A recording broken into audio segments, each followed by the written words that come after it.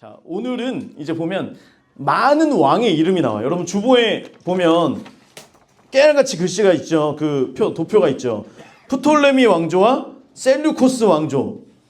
주보에 이거 보이시는 분들은 일단 그 노안이 아직 안 오신 분들이죠. 그쵸? 일단 여기에 있는 왕조들에 대해서 다 얘기할 거예요. 네, 되게 재밌죠? 벌써 여러분 기대되시죠? 기대되세요? 표정은 전혀 기대 안 되고 있지만 입은 자연스럽게 대답 안 하면 안 될까봐. 자, 감사합니다. 예수님께서 여러분 중요한 게 뭐냐면 다니엘의 주제가 뭐냐면 세상 역사의 주관자가 누구시다? 하나님이시다 라고 하는 거예요. 자, 여러분 예수님이 이 땅 가운데 오신 것도 하나님의 계획 가운데 있는 줄 믿습니다. 우리가 반드시 이것을 알고 이것을 믿어야 돼요. 많은 사람들이 마치 예수님이 이 땅 가운데 오신 것을 부처님이 이 땅에 오신 날, 예수님이 이 땅에 오신 날, 뭔가 장승리 목사님이 이 땅에 오신 날, 할렐루야, 뭔가 이런 것처럼 우리가 예수님을 아무렇지 않게 많은 사람들이 얘기를 해요. 기독교에 대해서 아무렇지 않게 얘기를 해요. 세상의 역사의 주관자라고 말씀은 우리가 하면서도 어떤 그 역사 가운데 있는 인물들의 우리가 초점을 두고 있지 하나님께 초점을 두고 있지 않다라고 하는 거예요. 그런데 우리가 다니엘 11장에 이걸 읽어보면 이거는 그 역사 이후에 적은 건데? 라고 느껴질 수밖에 없어요. 그런데 여러분 우리가 알다시피 다니엘 지금 10장, 9장, 10장에서 보면 고레스 제3년에 다니엘이 환상을 보고 누가 날라와요? 파다닥거리면서?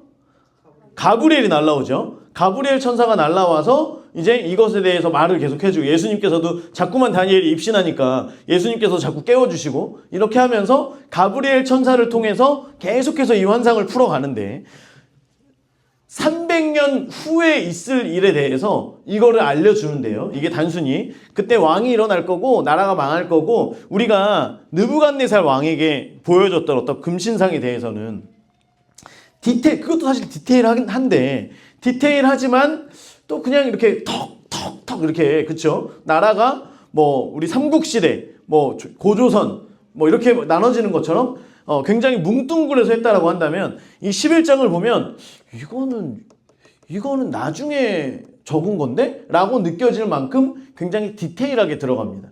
근데 이 디테일이 너무 디테일해서 많은 분들이 풀고 싶지가 않은 이제 그런 거예요. 자, 먼저 말씀드렸던 것처럼 10장에서 12장은 하나의 덩어리예요. 하나의 덩어리. 그래서 지난주에 뭔가 밋밋하게 끝났죠.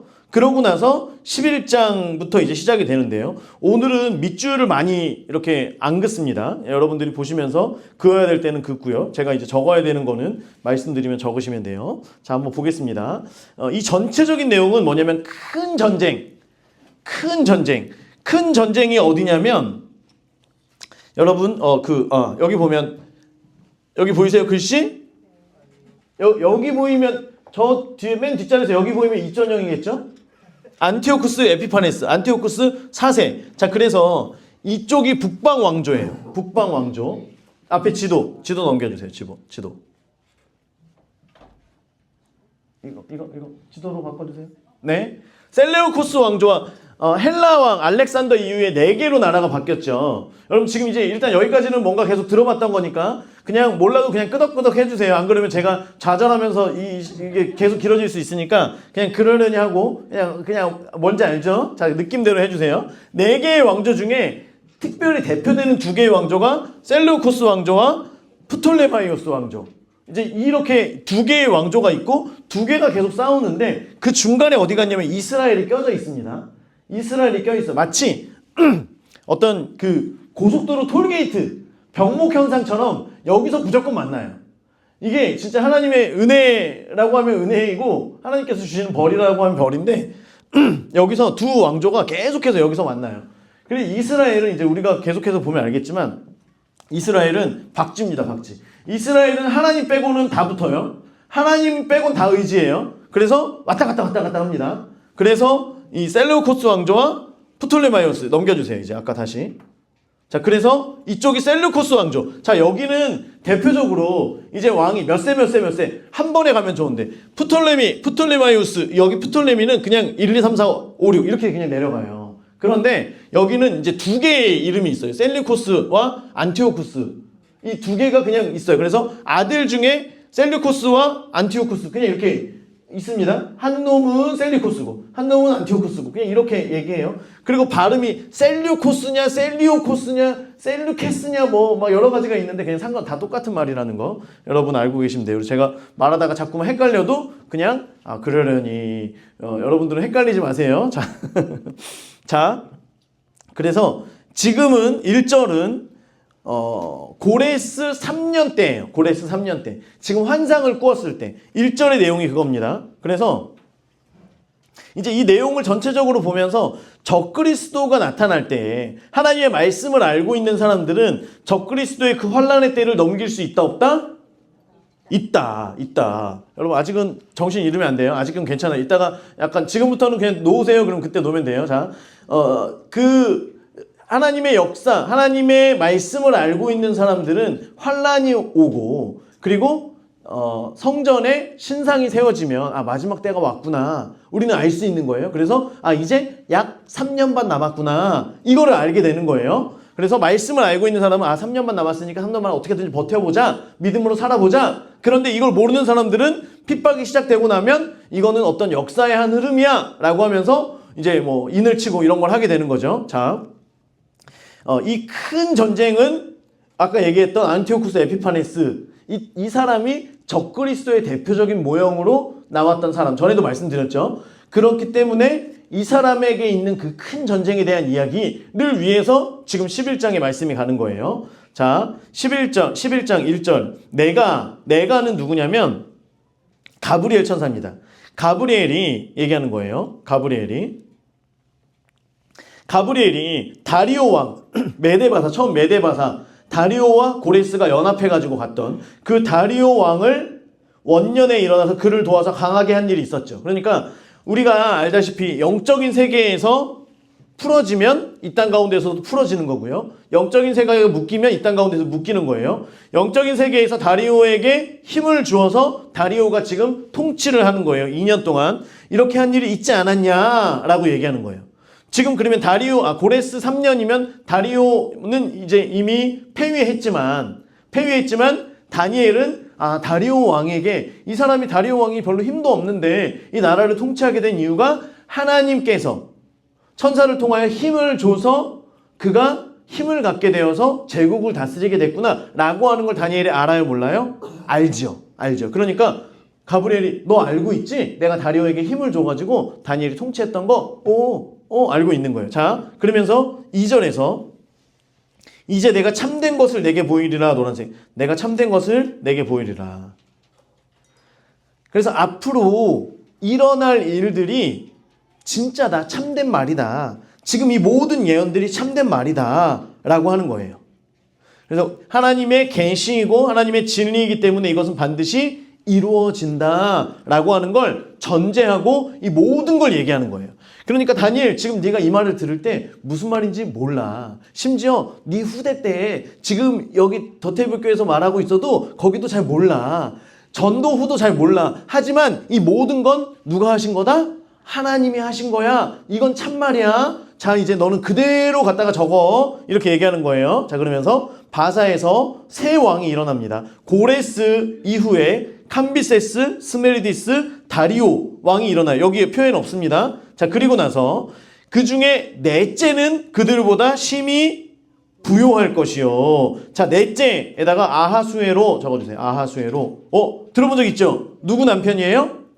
에스더 남편. 자, 아직까지 괜찮죠? 정신 차릴만 하죠? 자, 아하수에로는 크세르크세스라고 불리고요. 그전에도 보여줬던 영화 300에 나왔던 그 이상하게 생긴 이제 그 사람이에요. 자, 아하수에로 아버지가 다리오, 아까 얘기했던 고레스와 다리오 때 다리오 말고요. 다리오 왕 때에 헬라와 전쟁이 있어서 전에 말씀드렸었는데 달리기, 마라톤 전쟁이 있었고요. 그때 헬라에게 패했어요. 그래서 이 아하수에로가 10년 전 아버지 때 크게 대패한 그 전쟁을 10년 동안 준비를 해요. 이제 준비를 해서 가야 되는데 지금은 제국이잖아요. 제국. 모두 우리나라가 아니에요. 우리나라 사람들이라 그래도 어떤 큰 전쟁 나가면 무서울 텐데 그래서 이 제국에 있는 군주들을 다 불러요. 그래서 180일 동안 잔치를 엽니다. 잔치를 열면서 계속 먹여요. 계속 먹여요. 1년 중에 반을 계속 먹이면서 사람들을, 그러면서 창고에 내가 10년 동안 준비해 놓은 물자와 물량과 군사들과 이런 것들을 다 보여주면서 우리 싸움에서 이길 수 있다. 대신 당신들의 도움이 필요하다. 당신들이 도와달라. 그러면 내가 당신들을 너그럽게 대하겠다. 라고 하면서 사람들을 막 모아가지고 가요. 그리고 나서 10년 뒤인 480년도, BC 480년도에, 그러니까 지금 우리가 다니엘 11장의 내용은 구약과 신약의 중간기에 있는 내용이에요. 아시겠죠? 이제 그걸 우리가 이해하고 하면 됩니다. 이 중간기는 흔히 말하는 가장 암흑기라고 얘기해요. 하나님의 그 역사 가운데, 하나님의 백성들 이스라엘의 역사 중에 가장 암흑기라고 얘기하는 그 중간기에 대한 얘기예요. 자, 그래서 헬라와 전투를 했는데 이게 살라미스 전투예요. 뭐 음식 아니고, 멕시칸 음식 아니고 살라미스 전투인데 여기서 져요. 왜냐하면 원래 헬라 사람들은 별로 이렇게 싸울 생각이 없었는데, 그때 This is Sparta 해가지고 그 나온 300 있잖아요. 여기 이렇게 근육 있는 그 친구들이, 이 친구들이 굳이 그렇게 안 싸워도 되는데 이 친구들은 뻔히 전쟁에서 질 걸 알면서도 그 가오에 못 이겨서 그런지 가가지고 다 싸워서 300명이 다 죽어요. 그러니까 헬라 사람들이 각성을 한 거야. 아니 지금 이 사람들이 이 전쟁을 막기 위해서 이렇게 하는데 우리가 가만히 있으면 안 되지? 라고 하면서 헬라 사람들이 와 일어나가지고 수십만 군대가 일어나서 페르시아를 이깁니다. 자, 그래서 아하수에로가 전쟁에서 패배해요. 패배. 자, 그리고 나서 3절 보면 장차한 능력 있는 왕, 옆에다가 알렉산더 적어주세요. 자, 빨리 넘어가죠. 자, 이제 헬라로 넘어갑니다. 알렉산더로 넘어가서 큰 권세로 다스리며 자기 마음대로, 전에 말씀드렸죠. 알렉산더는 유럽 지역을 1년 만에, 소아시아 터키 넓은 지역을 2년 만에, 그리고 바벨론 왕국, 메데 바사, 페르시아 왕국의 거의 대부분을 한 10년 정도에 다 통치를 하고 차지를 하게 되고요. 인도 중국 땅으로 이제 넘어가다가 가기 전에 전쟁에서 화를 맞아요. 화를 맞고 잠깐 이제 안정을 취해야 되는데 또 이 가오가 있어가지고 신하들이랑 수고했어 그러면서 술을 막 마시다가 이 술과 활의 독과 그때 말라리아가 있어가지고 갑자기 삑 하고 죽게 됩니다. 죽게 되면서 나라가 4개로 나눠지는데요. 자, 4절에 보면 그가 강성할 때 그의 나라가 갈라져. 맞죠? 그가 강성할 때 그의 나라가 갈라졌어요. 천하 사방으로 나누어져요. 그의 자손에게 돌아가지 않아요. 아들들이 죽임을 당하고요. 그리고 자기의 가족들에게 가지 않습니다. 자기가 주장하던 권세대로도 되지 않아요. 그래서 신하들이 죽기 전에 왕이시여 다음 누가 합니까? 강한 놈이 해라. 그래가지고 신하들이 막 싸워요. 강한 신하들이 넷이서 이제 더 많았지만 4명의 신하들이 싸우게 되고요. 그래서 오늘 말씀에서처럼 북방과 남방 왕 2개의 왕들이 주축이 돼서 나라들을 통치하고 이제 다스리게 됩니다. 자, 어디죠? 그래서 자, 5절 보면 남방의 왕들은 강할 것이나 그 군주들 중 하나는 그보다 강하여 권세를 떨치리니. 군주들 중에 하나, 그러니까 남방의 왕들이라고 하는 건 그냥 이 전체적인 그 왕들을 얘기하는데 그 중에서 북방왕으로 나왔던 셀리쿠스 왕조, 셀리쿠스를 얘기하는 거예요 이제. 그래서 군주들 중 하나는 그보다 강하여 권세를 떨치리니. 자, 원래 이제 신하들 중에서도 서열이 있잖아요. 프톨레미보다 셀리쿠스가 원래 더 아래에 있었대요. 그런데 이제 나라를 나눠서 통치를 하고 이제 정복을 하고 이렇게 하다 보니까 셀리쿠스가 더 전쟁에 능하고 정복을 많이 하게 된 거예요. 힘이 더 세진 거예요. 자, 그러면서 이제 나라들끼리 다투게 됩니다. 계속해서 자기들끼리도 연합하지 못하고 계속 전쟁을 하게 돼요. 그러면서 6절 몇 해 후, 이게 몇 해가 1, 2, 3년이 아니라 60년 뒤에요. 60년 뒤. 60년 뒤에 서로 단합한대요. 지금 그러니까 이게 아까 지도에서 4개의 나라라고 했지만 실질적으로는 프톨레미 왕조와 셀리쿠스 왕조 이 2개의 나라로만 계속 우리가 해석을 하면 돼요. 그래서 이 나라들이 계속해서 싸우다가 60년 만에 이제 단합을 하는 거예요. 자, 그래서 보면 단합하리니 남방 왕의 딸이 북방 왕에게 가서 화친하니라. 화친 정책을 하면 이제 서로 나라들끼리 사돈을 맺죠. 그래야지 서로 공격을 안 하니까. 자, 그래가지고 보면 지금 왼쪽에 프톨레미 2세의 아들이 3세고 딸이 누구냐면 여러분 글씨 보이나요? 베레니케라고 하는 딸이 있어요. 이 딸을 지금 안티오쿠스 2세에게 보냅니다. 아내로. 근데 조건이 있어요. 안티오쿠스 2세는 이미 아내가 있어요. 그 옆에 이름이 뭐예요?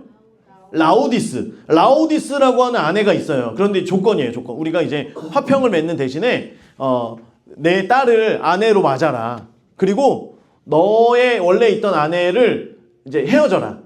원래 있던 아내와 이혼하고 내 딸과 재혼해라. 그런 거예요. 여러분, 여러분이 만약에 이 왕이에요. 그러면 재혼해요, 안 해요? 하죠. 재혼하죠. 왕은 당연히 재혼합니다. 저는 아니에요. 저는 아니에요. 왕은 재혼했어요. 그래. 더 젊지. 그리고 이걸로 인해서 어떻게 조약이 이루어지잖아요. 그래서 아내, 여보, 미안한데 이거 대를 위해 당신이 희생해야 돼. 그러면서 아내를 내쳐버리고 결혼을 했어요. 자, 그런데 결혼을 하고 얼마 안 돼서 그 아버지, 베레니케의 아버지 프톨레미 2세가 죽어요. 프톨레미 2세가 죽어버립니다. 그래서 안티오쿠스 2세가 그 베레니케를 다시 놓고 옛날 아내가 이제 생각이 나는 거예요. 내가 실수했구나. 내가 잘못했구나. 그래서 여보 미안해. 그래가지고 다시 데리고 왔어요. 데리고 왔는데 이미 라오디스는 삐졌어요, 안 삐졌어요? 여러분 같으면 삐져요, 안 삐져요? 삐지죠. 여자가 한을 품으면 온유월에도 서리가 내리죠. 그래서 이제 라오디스가 왔는데 이거 안 되겠는 거야. 이 남편 놈이 이거 안 되겠는 거야. 그래서 남편을 독살해서 죽여버립니다. 그리고 그 베레니케 너 때문이야. 그러면서 베레니케도 죽입니다. 베레니케의 아들도 죽여요. 라오디스만 남았어요. 그리고서 라오디스의 아들 셀리코스 2세를 왕으로 세웁니다. 아시겠죠? 여기까지 됐죠? 자, 이제 7절이에요. 7절. 그래서 이제 6절에 보면 화친아니라 그러나 그 공주의 힘이 쇠하고 왕은 서지도 못하며 권세가 없어질 뿐 아니라 공주와 그를 데리고 온 자와 그를 낳은 자와 그때 도와주던 자가 다 버림을 다 죽는 거예요. 됐죠? 7절, 이제 7절이에요. 그런데 이 베레니케의 본국, 남방, 프톨레미 3세가 오빠예요, 오빠. 지금 여러분 보이시죠? 저기 도표에.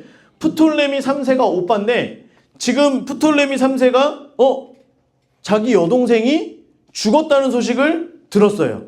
이제는 전쟁이죠. 그렇죠? 이제는 더 이상 화친조약이 없어요. 전쟁을 일으킵니다. 북방에 쳐들어가서 누굴 죽여요? 라오디스를 죽이고요. 셀리쿠스 2세를 죽이진 않습니다. 하지만 이겨요, 전쟁에서. 일단 라오디스는 죽었어요. 그리고 셀리쿠스 2세도 이겨요. 그리고 엄청난 전리품을 가지고 오는데요. 7절에 보면 공주의 본 족속, 남방이죠. 난자 중에 한 사람이 오빠가 왕위를 이어 권세를 받아 북방 왕의 군대를 치러 와서 성에 들어가 그들을 쳐서 이기고 신들과 신상들을 가지고 오는 거예요. 신상들이 2,500개 가지고 옵니다. 부어 만든 우상들과 은과 금의 아름다움. 금을 3,500달란트. 한 달란트가 34kg. 금 34kg. 할렐루야. 우리 하나만 좀 넣으면 좋겠죠?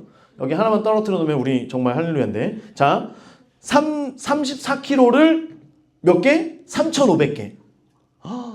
이 은혜가 너무 과한가요? 아무튼 있으면 좋겠는데. 자, 은 35,000.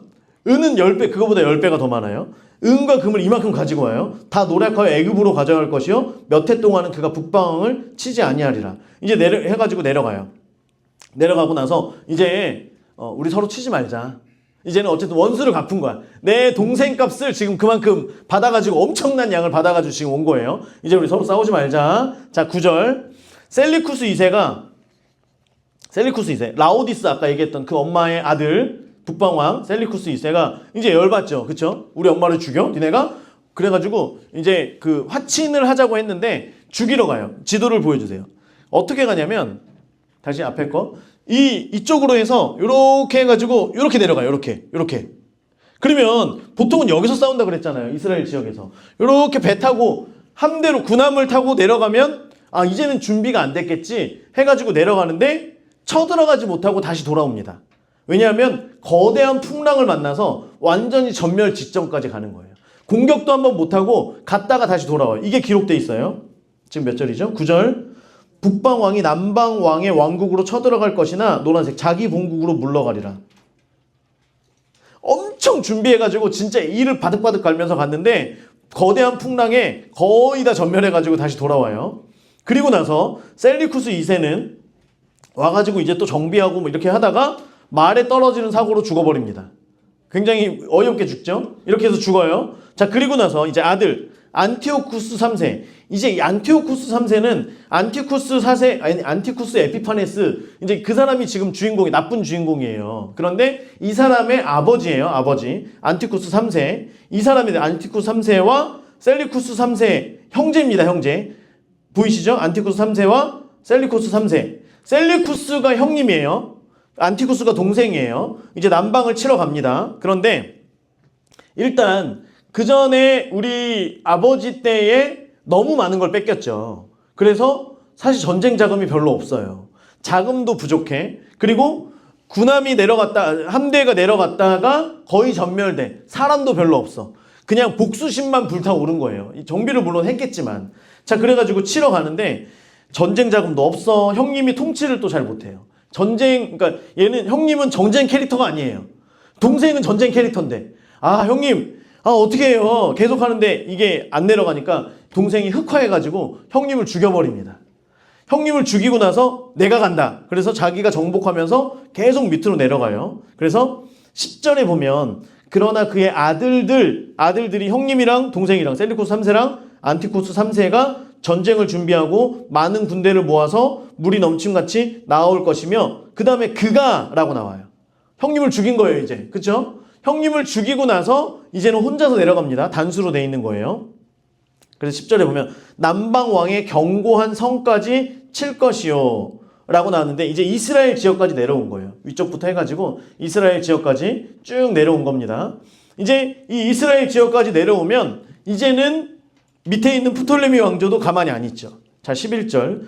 남방 왕은 크게 노하여 나와서 북방 왕과 싸울 것이라. 프톨레미 4세가 이제 열받았어요. 그래가지고, 야, 우리 안 싸우기로 했잖아.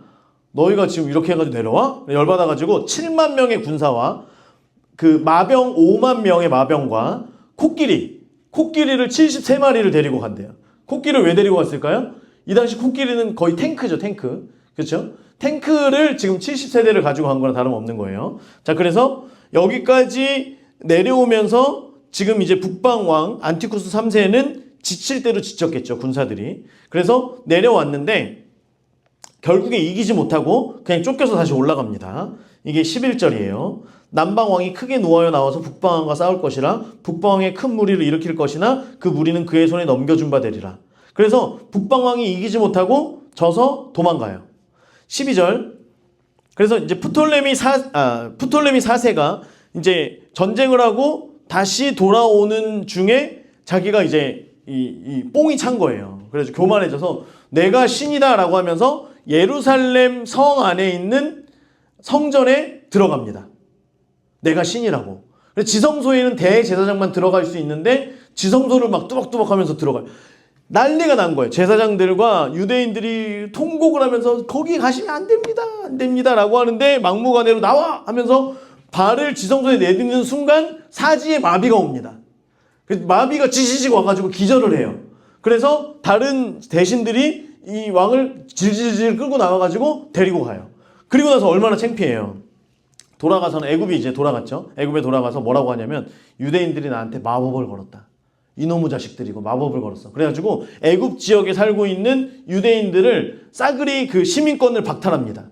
그리고 이제 어쨌든 그 신에게, 이스라엘 신에게 지금 자기가 모욕을 당했잖아요. 그러니까 모두 다 우리 신을 섬겨야 돼. 우리 우상을 섬겨야 돼. 라고 하면서 안 섬기면 다 죽입니다. 그래서 이 당시에 수만 명, 한 학자들은 5만 명에서 10만 명으로 얘기합니다. 5만 명에서 10만 명의 이 유대인들이 죽게 돼요. 그리고 이 아내와 남편이 지금 프톨레미 4세가 그로부터 한 15년쯤 있다가 아무것도 뭐 하지 않고요. 한 15년쯤 있다가 원인 모를 병에 남편과 아내가 동시에 죽습니다. 그리고 나서 프톨레미 5세가 왕이 되는데 이 5세가 왕이 될 때 나이가 5세예요. 5세. 5살 때 왕이 됐어요. 아, 그러면 이제 이게 안 되죠. 일단은 보세요. 그래서 12절. 그가 큰 무리를 사로잡은 후에 그의 마음이 스스로 높아져서 수만 명을 엎드려뜨리고, 이게 그거예요. 성전에 들어갔다가 지성소에 들어갔다가 스스로 마음이 교만해져가지고 지성소에 들어갔다가 지지직 해가지고 기절하고서 나중에 다시 와가지고 열받아서 사람들을 막 죽입니다. 그 세력은 더하지 못할 것이요. 아무것도 하지 못하고 그냥 죽습니다. 13절 북방왕은 돌아가서 다시 군대를 저보다 더 많이 준비했대요. 자, 다시 북방왕 안티쿠스 3세가 다시 가서 군사를 재정비합니다. 그리고서 이제 우리가 너무 돈이 너무 부족해. 자금이 너무 부족해. 그래가지고 인도를 한번 쳐들어가요. 인도를 쳐들어가서 거기 있는 많은 것들을 노력해가지고 와서 이제 보물들과 군량미와 이런 것들을 이제 다시 재정비를 합니다. 그래서 이제 남방을 치러 딱 갔는데 할렐루야. 프톨레미 4세. 그 프톨레미 4세가 지금 어떻게 됐어요? 죽었네. 얼마나 땡큐예요. 딱 보니까 그 다음 왕이 됐는데 프톨레미 5세가 몇 세예요 지금? 5세. 이거 완전 기회죠. 완전 기회. 그래가지고 주변에다가 다 연락을 한 문자를 다 돌린 거예요. 단체 문자를 돌려가지고 자 이제 모여. 주변국들에 다 연락을 해가지고 모이라고 한 거예요. 만약에 너희들이 와가지고 내 전쟁을 도와주면 너희들을 독립시켜줄게. 이렇게 얘기한 거예요. 그러니까 많은 나라들이 지금 와서 붙은 거예요. 이 기회에 완전히 이 남방 애굽을 완전히 먹어야 되겠다라고 마음을 먹고 연합군들을 다 모은 거예요. 그런데 이제 여러분 이스라엘은 지금 남방에 속한 나라입니다. 그런데 이 이스라엘이 이제는 북방에 붙어요. 왜냐하면 어떻게 해준다고 하니까 독립시켜준다고 하니까 이때다. 이때가 기회다. 라고 해서 지금 이제 어디죠? 안티오쿠스 3세에게 붙습니다. 자, 그리고 나서 이제 15절로 넘어가는 건데요. 북방 왕은 와서 토성을 쌓고 견고한 성읍을 점령하고 남방 군대는 그를 당할 수 없습니다. 그래서 견고한 성읍들 두로와 시돈부터 이렇게 하고 쭉쭉쭉쭉쭉 내려가는 거예요. 그래서 프톨레미 5세가 이제 나이는 어리지만 어쨌든 뭐 이제 그 신하들의 의견을 들어서 자기의 정예 부대를 보내요. 완전 최정예 부대를 보냅니다. 그런데 져요.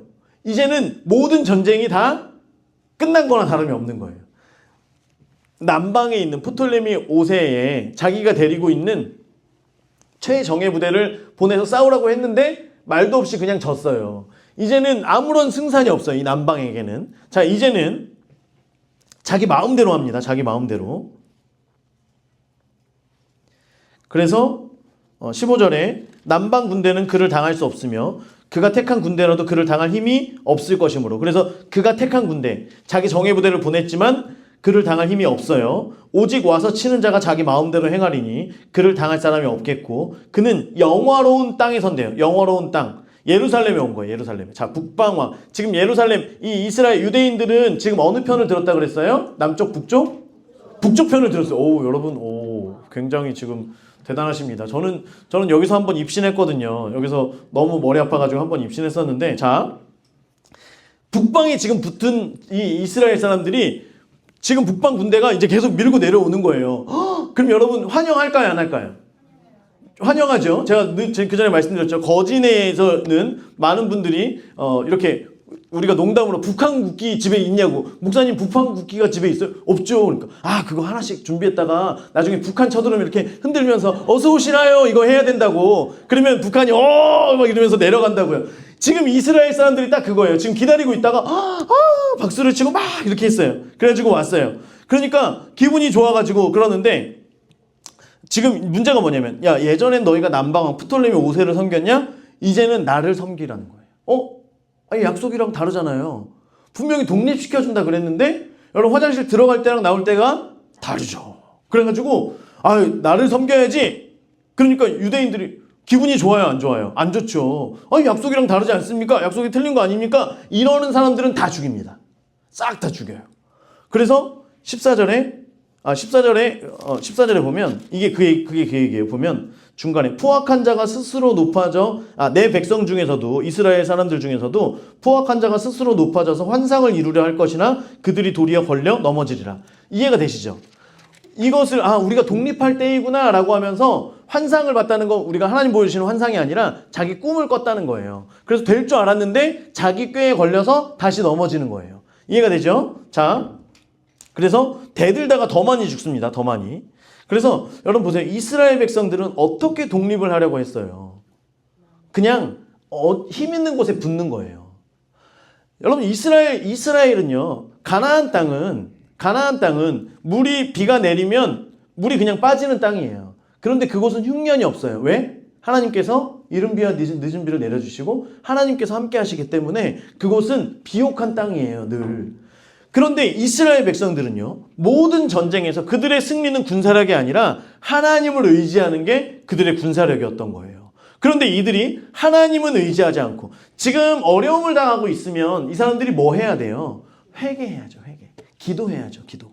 그런데 그건 하지 않고 지금이 북쪽이야, 남쪽이야? 지금이 북한이야, 남한이야? 이것만 계속 보고 있는 거예요. 그러니까 하나님께서 하나님의 방법으로 이것을 풀어가려고 하시는데 이스라엘 백성들은 인간의 방법으로 풀어가려고 하는 거예요.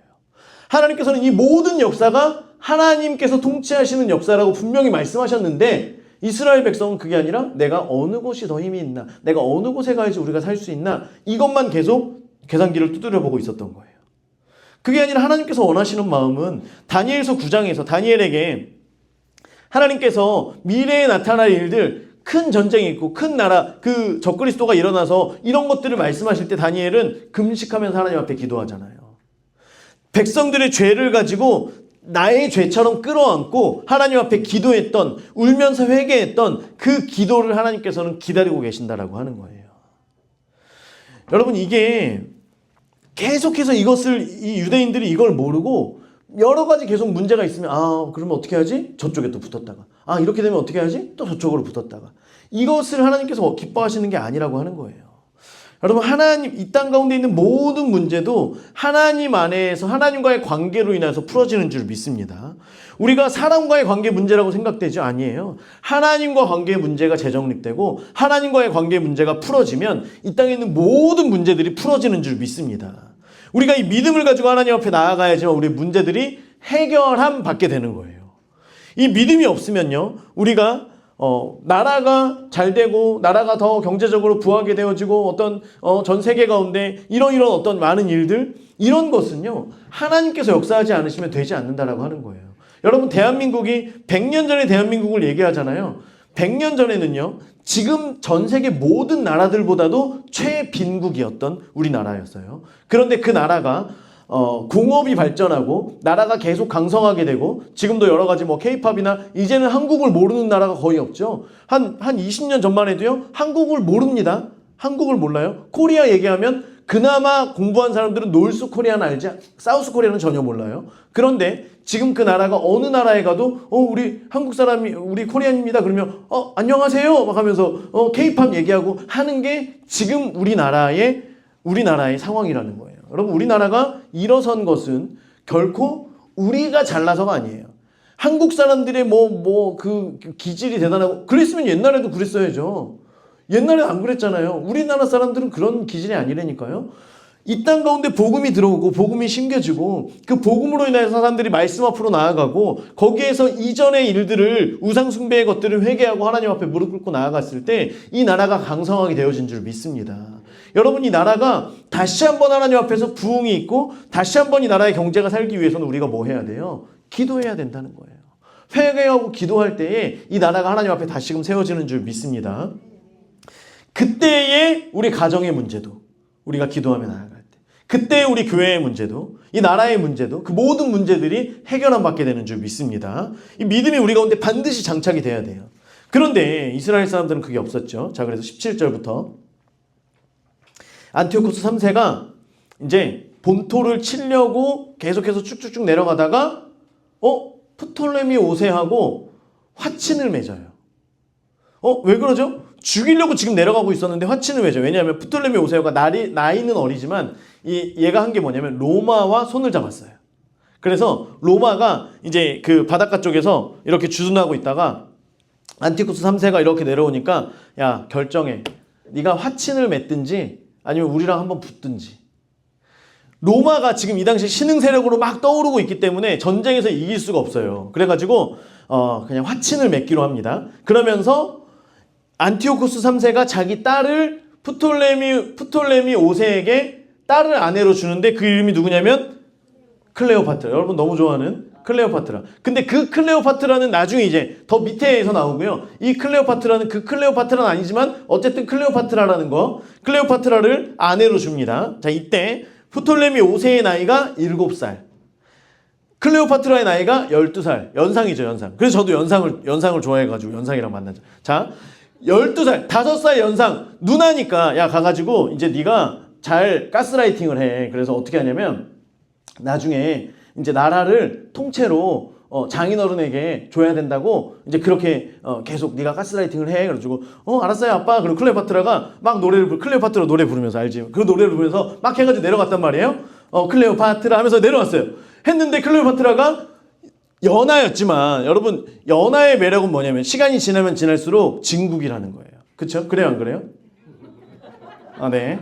대답 안 하면 안 넘어가니까 대답하는 우리 아내 너무 감사하죠. 자, 그래서 시간이 지나다 보니까 클레오파트라가 프톨레미 5세에게 이제 하트 뿅뿅 한 거예요. 그래가지고 여보 우리가 로마한테 계속 붙어 있어야 돼. 로마랑 떨어지면 절대 안 돼. 아니 우리 장인어른이랑 이렇게 해야 되는 거 아니야? 아니야 여보. 장인어른은 그냥 그대로 있고 로마한테 계속 붙어 있어야 돼. 이러면서 계속해서 권유를 하는 거예요. 자, 그리고 나서 이제 안티오쿠스가 뭐가 안 되고 있잖아요 지금. 그러니까 가만히 있을 수는 없고 계속 이제 확장을 해야 되겠다 싶어서 18절에 보면 그가 그의 얼굴을 바닷가로 돌려 많이 점령할 것이나 한 장군이 나타나. 자, 이제 얼굴을 바닷가로 돌려요. 어디로 돌리냐면 유럽 지역으로. 이 안티오쿠스 3세가 이제 딸을 믿었는데 이놈의 딸이 그냥 아주 그냥 사랑의 눈이 멀어가지고 이제는 안 되겠는 거예요. 딸이 있으니까 가지도 못하고. 그쵸? 그래서 이제 바닷가 쪽에 있는 섬들을 점령을 하기를 시작합니다. 그래서 섬나라를 정복을 하기 시작해요. 그런데 거기서 조금 더 가면 로마가 있죠. 신흥 세력이 로마가 있는데 아슬아슬하게 이렇게 섬들을 하나하나 점령해 가고 있는데 로마가 보니까 요 놈이 지금 우리를 견제하고 있네? 우리 쪽으로 지금 땅 따먹게 하고 있는 거잖아요. 우리나라를 지금 견제하고 있는 거예요. 그래가지고 스피키오라고 하는 장군을 보내가지고 전쟁을 합니다. 전쟁을 하는데 스피키오 장군이 다 이겨요.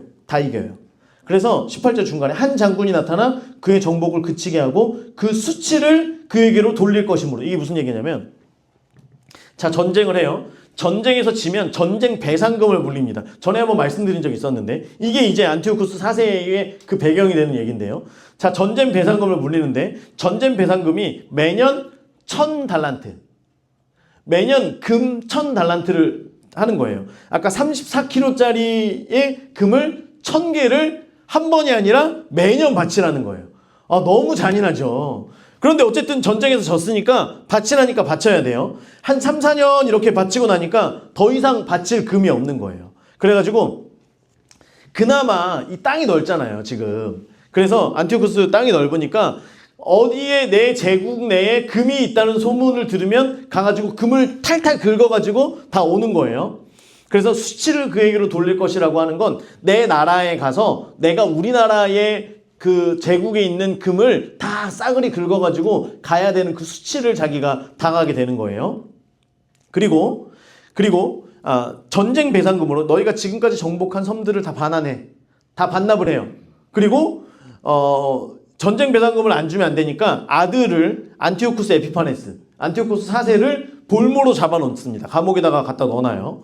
이제 그러고 나서 이제 가서 금을 매년 그렇게 바치기 시작하는데 19절에 그가 드디어 그 얼굴을 돌려 자기 딴 산성들로 향할 것이나 거쳐 넘어지고 다시는 보이지 아니하리라. 이게 무슨 말이냐면 메데 바사 왕국이었잖아요. 메데 지역에 제우스 신상이 있는 신전에 금이 많다더라 라고 하는 얘기를 신하들에게 들어요.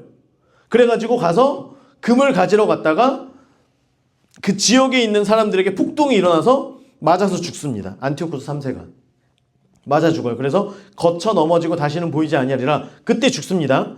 이제 그리고 나서 20절 그 왕위를 이을 자가 압제자를 그 나라의 아름다운 곳으로 두루 다니게 할 것이나. 이게 무슨 말이냐면, 자, 이제 안티오쿠스 4세 에피파네스의 형님이 누구냐면 셀루코스 4세예요. 그래서 셀루코스 4세가 동생이 안티오쿠스 4세고, 그러니까 안티오쿠스 3세의 장남은 셀루코스 4세예요. 셀루코스 4세가 이제 왕이 됐겠죠? 이제 왕이 돼서 어쨌든 이제 이 왕은 왕이 되자마자 전쟁 배상금을 물러 다녀야 되는 거예요. 바쁘죠, 바빠요. 왕이 되자마자 할 게 없어요. 무조건 금을 어디 가서 긁어와야 되는 거예요. 그래가지고 전쟁 배상금을 세금 징수할 사람을 세워요. 이 사람이 누구냐면 헨리오도로스. 헨리 어디서 끊는지 몰라요. 헨리오도로스인지 모르는 헨리오도로스겠죠. 헨리오도로스를 세워요. 그래서 그 나라의 아름다운 곳으로 두루 다니게 해요. 아름다운 곳은 성전들을 얘기하는데 특별히 예루살렘 성전, 아름다운 성전, 예루살렘 성전으로 보내는 거예요. 여기까지 이해가 됐죠? 지금 어디죠? 20절.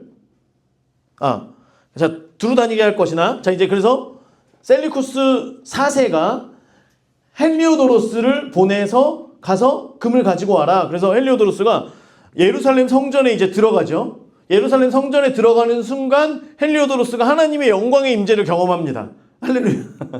믿지 않던 지금 거기서 금을 캐내와야 되는 그 지금 SCV가 지금 가가지고 금은 못 캐고 가서 하나님의 영광의 임재를 경험해서 그 임재를 경험하게 되고 그 자리에서 바로 유대교로 개종을 합니다. 그리고 빈손으로 돌아와요. 야, 너 왜 빈손으로 왔냐? 그랬더니 왕이시여.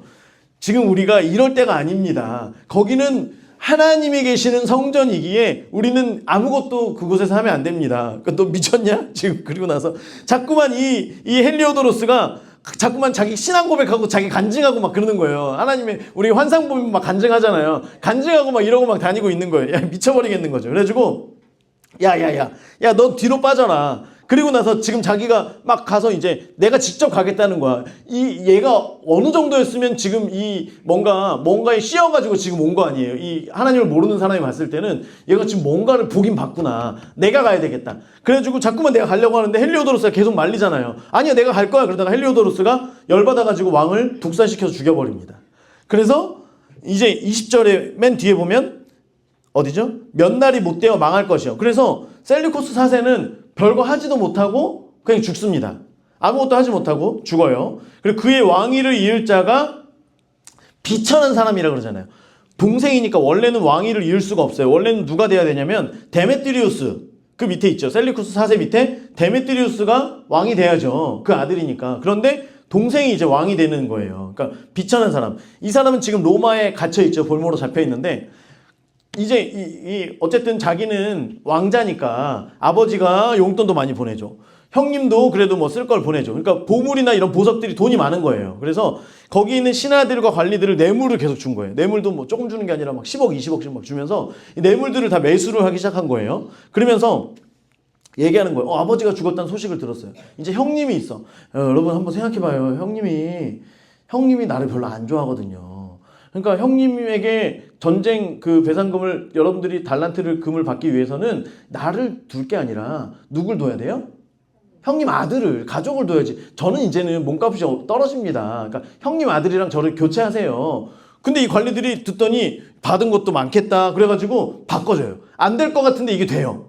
보통 그냥 죽이던지 하면 되는데 그래? 그럼 너 나와. 그래가지고 이제 바꿉니다. 그래서 풀려나가지고 갔는데 형님을 만나러 갔는데 형님이 지금 어떻게 됐어요? 죽었어요. 와, 이게 진짜 할렐루야죠. 할렐루야 연속입니다. 형님이 죽었어요. 형님이 죽고 나니까 이게 무슨 일이야? 갔더니 헬리오도로스가 왕이시여 하나님을 경배해야 됩니다. 이놈은 뭐야? 그래가지고 딱 죽여버려요. 그리고 자기 조카들도 남은 조카들도 다 죽입니다. 데메트리우스만 거기 볼로로 잡혀가고 나머지 가족들은 다 죽여요. 그리고 자기가 왕이 돼요. 왕이 될 수 없는 사람이 왕이 됩니다. 자, 그리고 나서 넘치는 22절에 보면 넘치는 물 같은 군대가 그에게 넘침으로 말미암아 패할 것이요 동맹한 왕도 그렇게 될 것이며. 자, 이제 넘치는 물 같은 군대는 남방왕 프톨레미 6세예요. 프톨레미 6세. 프톨레미 6세가 이제 18살에 전쟁을 일으키게 됩니다. 전쟁을 일으켜요. 이때에 이제 또 전쟁을 하는 그 중심 지역이 이 유대 지역, 팔레스타인 지역, 이스라엘 지역이에요. 자, 이스라엘이 지난번에 원래는 남쪽 편이었다가 지난번에 북한군 편을 들었죠. 북한군 편을 들어서 독립을 하려고 했는데 독립해요? 못해요? 못해요. 그리고 나서 막 사람들을 때려 죽이고 이렇게 하니까 이제 안 되겠다. 이번에 어디로 붙어요? 남방으로 이제 붙어요. 남방으로 붙어가지고 이스라엘이 왕이시여 우리가 잠깐 정신이 헷가닥했던 것 같습니다. 그래가지고 남방으로 다시 붙어요. 그래가지고 딱 갑니다. 그럼에도 불구하고 안티쿠스 에피파네스한테 져요. 아, 이겨야 되는데. 이게 이길 것 같아서 이스라엘이 붙었는데 집니다. 져요. 그래서 프톨레미 6세는 보면 지금 보세요. 클레오파트라의 아들이잖아요. 그러니까 안티쿠스 에피파네스의 조카예요, 조카. 그러니까 야. 너 임마 18살이면 임마 입시 준비해야지 임마. 그러면서 놔줘. 그러면서 너 다시 천도로 오지 마. 그러니까 네, 삼촌 충성! 그러면서 다시 안 오겠습니다. 그래가지고 가서 잘 지내. 갔어요. 이제 문제는 뭐냐면 예루살렘에 있던 이스라엘 사람들이만 지금 이상하게 된 거예요. 이들은 가족 관계니까 이제 어쨌든 그 화친을 다시 맺었는데 이제 난리가 난 거죠. 이제 보세요. 그러면서 어쨌든 간에 이제 그건 이제 조금 뒤에 얘기고요. 이제 화친을 맺었어요. 그러면 이제 서로 왕래를 할 수 있는 거예요. 그래서 안티쿠스 에피파네스가 굉장히 이게 전략적으로 자기 완전 찐 호위병만 데리고 자기 완전히 그 호위병들 진짜 싸움 잘하는 사람들만 데리고 가요. 그래서 가서 남방 쪽으로 이제 나라들을 가면 성문을 열어주죠. 왜냐하면 군사도 많지 않고 이제 어쨌든 화친을 맺은 가족이니까 문을 열어줘요. 그러면 문을 닫아버리고 그 성을 완전히 점령합니다. 빠르게 점령해요. 그리고 나서 어느 누구도 밖으로 이 소식이 새나가지 않게 해요. 그러면서 성을 하나하나 점령을 해가면서 어떻게 하냐면 같이 이미 안티쿠스 에피파네스는 돈 맛을 알았잖아요. 돈으로 자기가 지금 여기까지 왔잖아요. 그래서 자기 신하들에게도 야, 너희들이 성을 점령하잖아. 가장 큰 공을 세우면 걔한테 다 줄 거야. 그래서 이 부대들이 완전히 미친 듯이 성읍을 점령을 하기를 시작하는데 시간도 시간일 뿐더러 그 비밀이 하나도 새나가지 않고 계속해서 내려가는 거예요. 그래서 애굽의 수도까지 이제 내려갑니다. 애굽의 수도까지. 그래가지고 쭉 내려가고 나서 보면 24절에 그가 평안한 때에 그 지방의 가장 기름진 곳, 수도로 들어간 거예요. 그의 조상들과 조상들의 조상이 행하지 못하던 것을 행한대요. 그러니까 아무도 북방 왕 중에 수도까지 들어간 사람은 없었던 거예요. 그런데 안티쿠스 에피파네스 이 사람이 수도까지 들어가서 이제 그곳을 차지하는 거예요. 수도를 어떻게 차지하냐? 이제는 수도다. 너희들 지금까지 있던 성보다 여기는 진짜 강남이야, 강남. 여기 누가 잡을래? 누가 먹을래? 그러니까 저요! 하면서 충성하면서 거기를 점령을 순식간에 해버리는 거예요. 자, 그런데 이제 점령은 했어요. 그런데 지금 군사가 많아요, 적어요? 지금 적은 군사로 성은 점령할 수 있지만 나라 전체를 점령하기엔 역부족이에요. 그러니까 이제 또 조카를 불러요. 야. 우리 나라 반띵하자. 내가 다 먹을 수 있지만 나라를 일단 반띵하자. 그래서 또 화친을 맺습니다. 그런데 이제 그 두 왕이 27절 두 왕이 마음에 서로 회하고자 하여 한 밥상에 앉았을 때 거짓말을 할 것이라. 두 왕이 한 밥상에 앉았지만 서로 생각이 다른 거예요.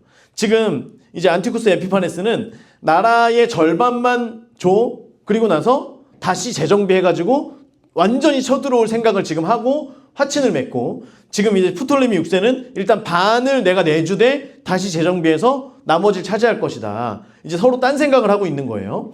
그러면서 28절, 자 이제 유다를 다시 이제 안티오쿠스 에피파네스가 다시 자기 나라로 돌아가서 재정비를 하기 위해서 돌아가는 중에 유다를 지나다가 이놈들은 헬라 문화가 제대로 들어가지도 않아. 우상도 섬기지 않아. 왕이 섬기라고 하는 신도 섬기지 않아. 말도 안 들어. 그러면서 자꾸만 남방 쪽으로 붙어. 야, 이거 안 되겠어. 그래가지고 가서 한 대 때립니다. 한 대 때려요.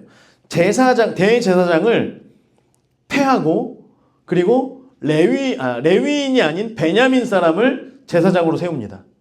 그러면 이스라엘 사람들은 어쨌든 이 사람들이 그 신앙심이 있든 없든 전통에 따른 그건 있잖아요.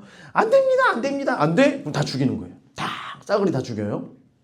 그리고 나서 이제 29절에 보면 작정된 기한에 그가 다시 나와서 남방에 이를 것이나, 이번에는 그 전번만 못한 거예요. 이번에는 이제 준비를 해가지고 이제는 다 차지하러 내려갔는데 이전보다 훨씬 더 땅을 정복하지 못합니다. 오히려 뺏겨요. 왜냐하면 구브로, 기띔, 어디죠? 30절, 기띔의 배들이 이르러, 로마군이, 프톨레미는 이제 로마군을 잘 써먹잖아요. 그래서 로마군을 불러가지고 로마군들이 더 이상 프톨레미 6세를 애굽을 쳐들어가지 못하도록 도와줍니다.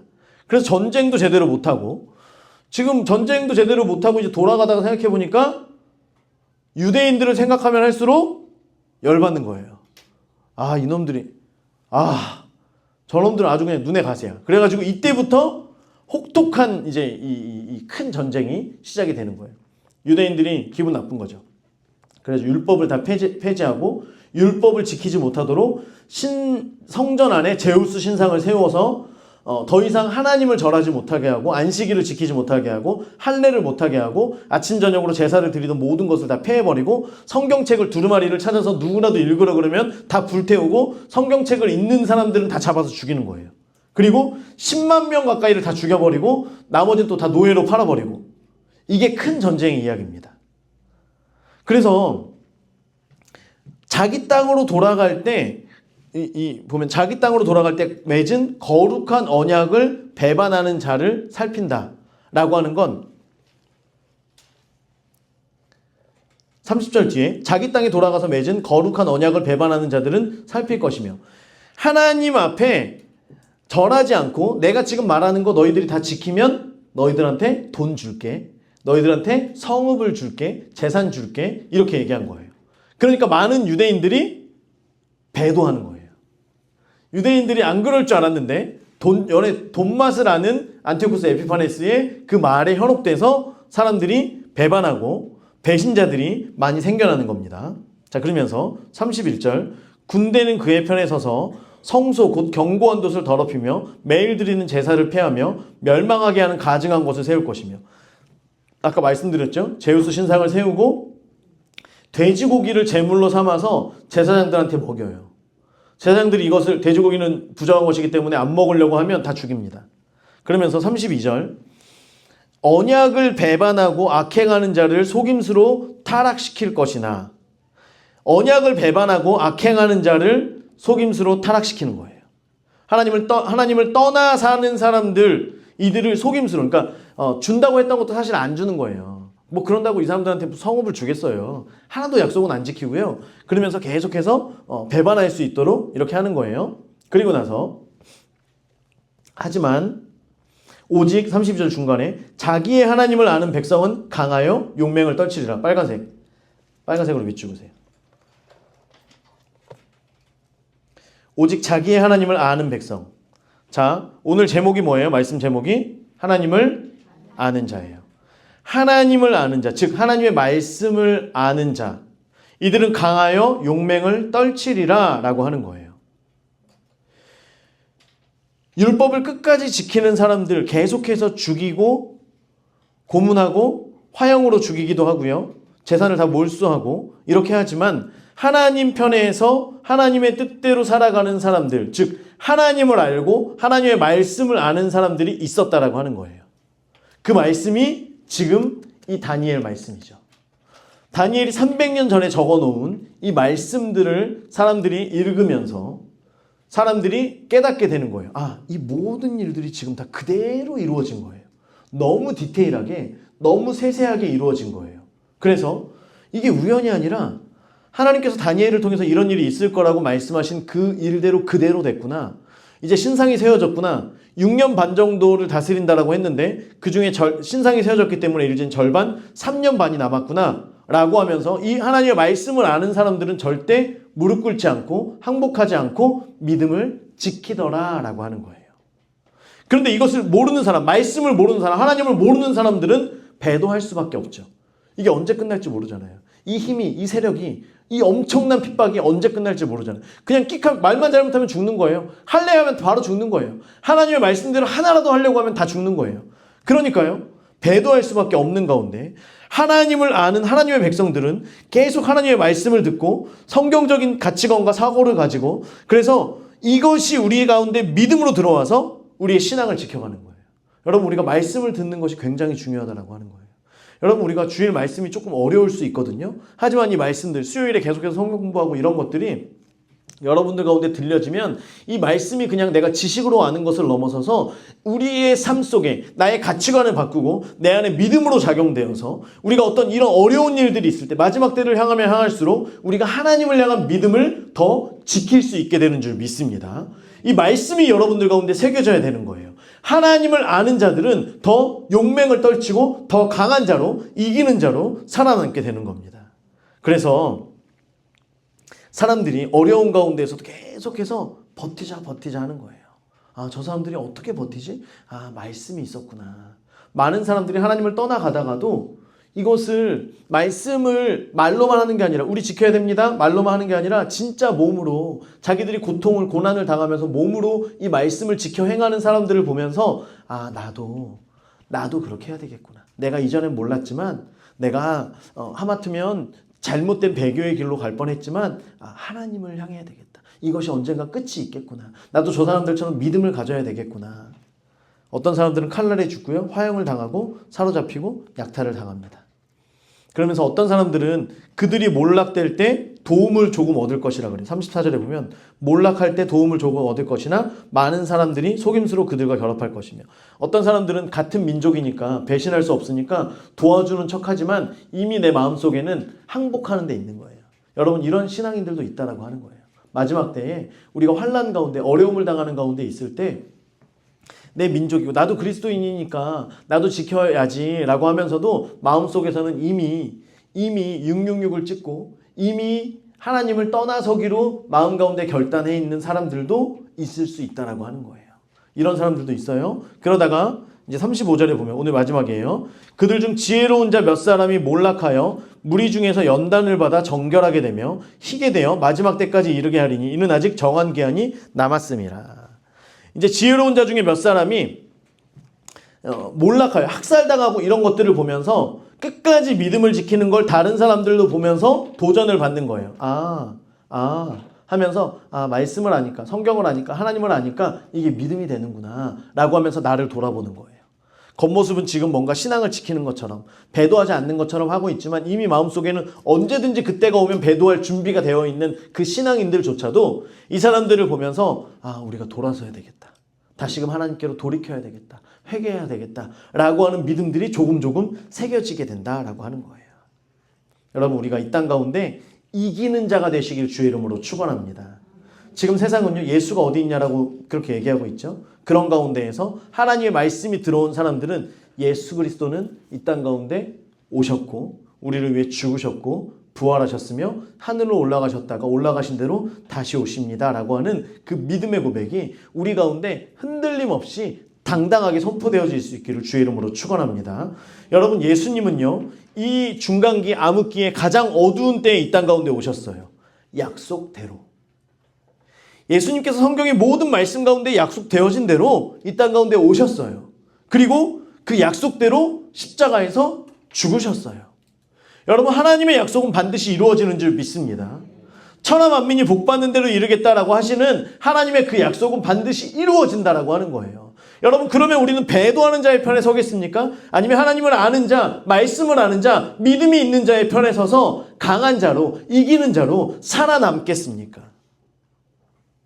여러분 주님께서는 이 땅 가운데 오신 것처럼 반드시 다시 오시는 줄 믿습니다. 그 증거로 계속해서 지금 보혜사 성령을 통하여서 우리를 중보하시고 우리를 도우시고 우리 가운데 계속 성령의 기름을 부어주시는 거예요. 우리가 하나님의 약속은 예수님의 그 약속은 반드시 이루어지는구나 라고 하는 걸 날마다 성령님을 통하여서 우리 가운데 다시금 확증시켜 주신다라고 하는 거예요. 여러분 그 사람들은요 많은 사람들을 옳은 대로 돌아오게 하는 사람들인 줄 믿습니다. 마지막으로 다니엘 12장 3절 말씀 우리 이번 주에 함께 읽으며 기도할 말씀인데요. 많은 교사들을 향하여서 이제 이 말씀을 가지고 축복을 하거든요. 한번 읽어보겠습니다. 시작. 지혜 있는 자는 궁창의 빛과 같이 빛날 것이요 많은 사람을 옳은 대로 돌아오게 한 자는 별과 같이 영원토록 빛나리라. 아멘. 여러분 이건 교사에게만 해당되는 말씀이 아니고요. 우리 모든 믿는 성도들 특별히 이기는 자, 하나님을 알고 하나님의 말씀을 알고 지혜 있는 자 되어서 그 믿음 가지고 이 땅을 살아가는 자, 마지막 때가 다가오고 환란이 다가오고 지금 이 땅 가운데에서 예수 그리스도의 그 십자가가 우리의 삶 가운데 보이지 않는 것처럼 세상이 아무리 이야기를 할지라도 그 가운데에서 아닙니다. 우리 주님은 2000년 전에 다시 오신 것처럼 앞으로 곧 오십니다. 곧 오십니다. 이것을 우리가 전해야 돼요. 산타가 어쩌고 저쩌고 이거 말고요. 이거 말고요. 우리 주님 다시 오심을 우리가 기쁘게 기다리며 환영하는 그런 우리 모두가. 그래서요.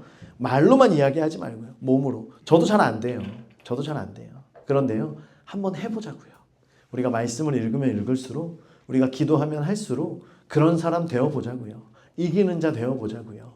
그래서 마지막 때 많은 그리스도인들이 자꾸만 하나님을 떠나가고 자꾸만 어떤 세상의 권력, 세상의 어떤 힘이 있는 곳을 향하여서 가더라도 우리는 하나님의 말씀대로 이것이 다니엘서뿐만 아니라 요한계시록에도 적혀 있잖아요. 그대로 되어지는구나. 아, 이제 곧 예수님 오시는구나. 아, 내가 어쩌면 죽기 전에 예수님 볼 수도 있겠구나. 라고 하면서 많은 사람들을 옳은 대로 돌아오게 하는, 나는 비록 고난 당할지라도 많은 사람들을 주님 앞으로 이끌고 올 수 있는 구속사의 수종드는 저 여러분 되기를 주의 이름으로 축원합니다. 우리 같이 기도하겠습니다. 이 시간 같이 기도할 때에 하나님, 우리가 세상의 별이 되게 하여 주시옵소서.